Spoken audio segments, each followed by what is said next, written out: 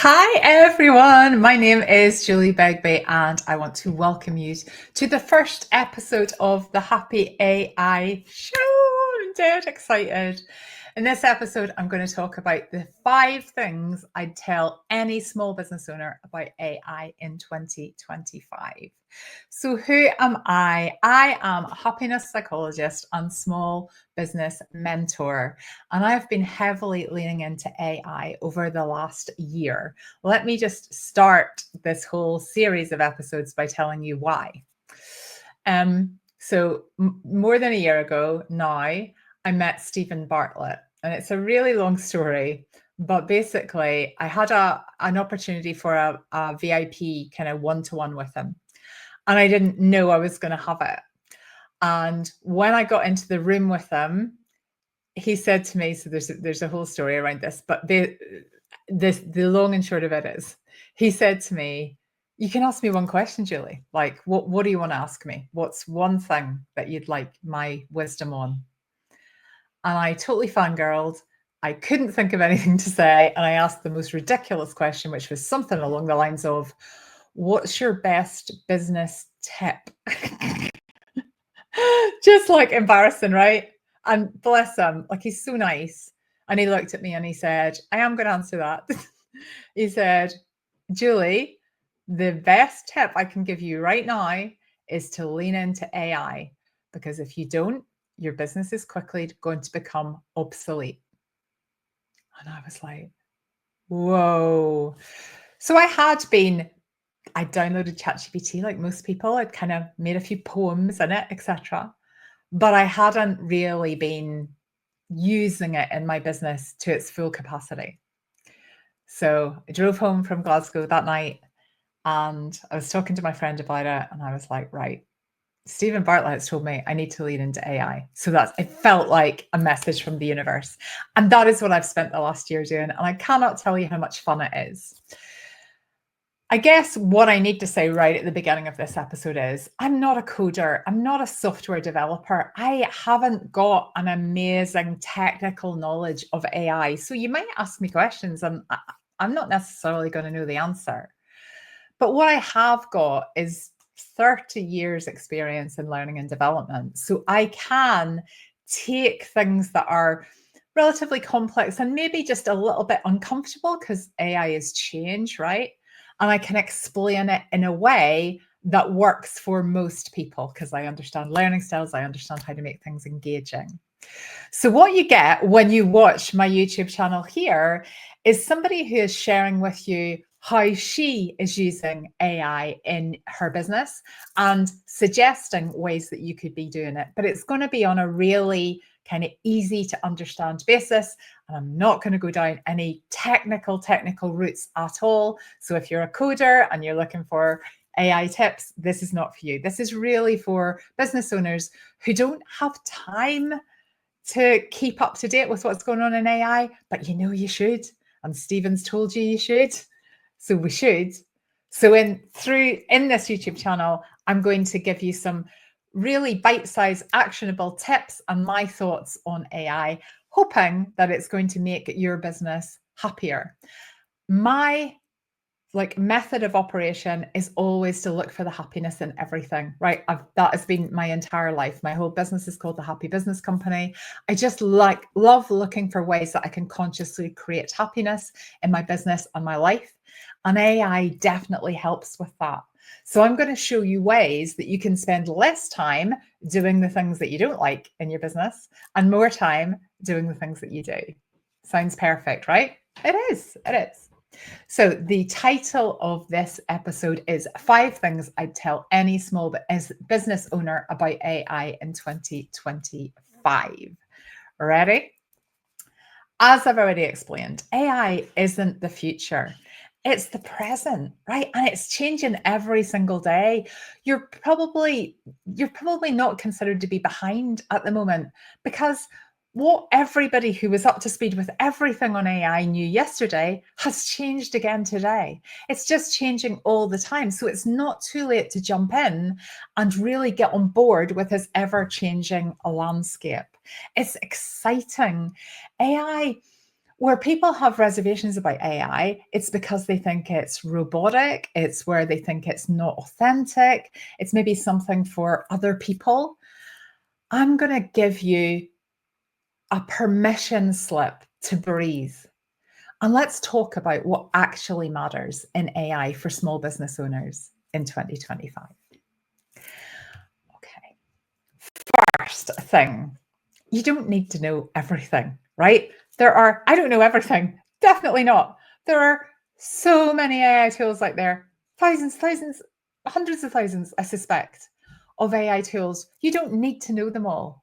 You can start with ChatGPT. That is the entry level AI tool, and it's the one that I use the most in my business right now. Don't not start because there's too many tools, right? Because that's something I see happening all the time with business owners. They're like, oh, it's so overwhelming. I just don't know where to start. If it's so overwhelming, you don't know where to start, I'm going to tell you, ChatGPT. That is a really great entry level way to get into AI. The more you use anything, the more you get comfy with it, right? So, number one, you don't need to know everything. Number two, AI doesn't need to take over your day, although it can in a good way. I would say I started off using AI for very specific tasks, and I used it for a short amount of time every day. Now I use it for nearly everything. Well, when I've got something to do in my business, I think, is there a way that AI could help this? And to move away from that kind of worry that it won't be authentic, what I want to reassure you is AI plus human is the answer.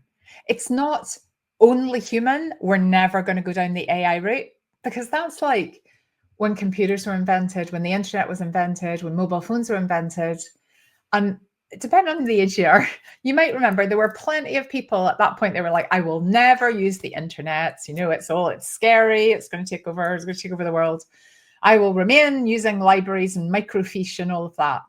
Eventually, people have to get on board. It's not a choice. And that is what will happen with AI. We're not quite there yet. There are still plenty of people that are worried about it. It's a change. It's completely normal to be skeptical and worried. We shouldn't just accept everything at face value. But the way that AI is evolving, it's going to fully impact all of our lives. So human plus AI is the answer. The third thing that I want to tell you is you might be put off AI because you've seen really robotic social media posts and blogs and emails. You know, the ones that are filled with M dashes and fire emojis and lots of short questions. And it just doesn't really feel authentic. It doesn't really feel like the voice of the person that you might know at the other end of that social media account. AI should make you sound more like you. And I've got a system called the AI Super Sheet, where you basically feed AI with all of the information about you, about your business, how you speak, like the phrases that you use, the way that you communicate. And when you use those and when you educate AI with that, then it works to help you to be more of you. So for example, if I'm creating an email, I'll drop my thoughts. So I don't go to ChatGPT, create me an email on this. I'll drop my thoughts, what I want to get across. So human, this is what I think is important for people to take away from this email. But I can still get AI to make it better, so it can structure it better. I'm not brilliant at writing. I'm not a copywriter. I mean, there's so many people that are amazing at copy. I am not, but I can talk and I know the message I want to get across. So AI can really help me to refine that and present it in a way that's going to be engaging for you. But it's still my thoughts. I'm not talking about just saying, write me an email, because that isn't great, right? So number 4, you're not cheating by using AI. There's like a bit of a sort of a need to disclaim, to kind of go, here's a disclaimer. I did use AI for part, nearly like an apology. We should be embracing it. We should be going, yeah, I did use AI to make that better. but it's still you, right? It's still you. It's not, I just completely outsourced everything to AI and I'm away on holiday. It's about AI and how it can enhance what you were going to say, what you were going to do anyway.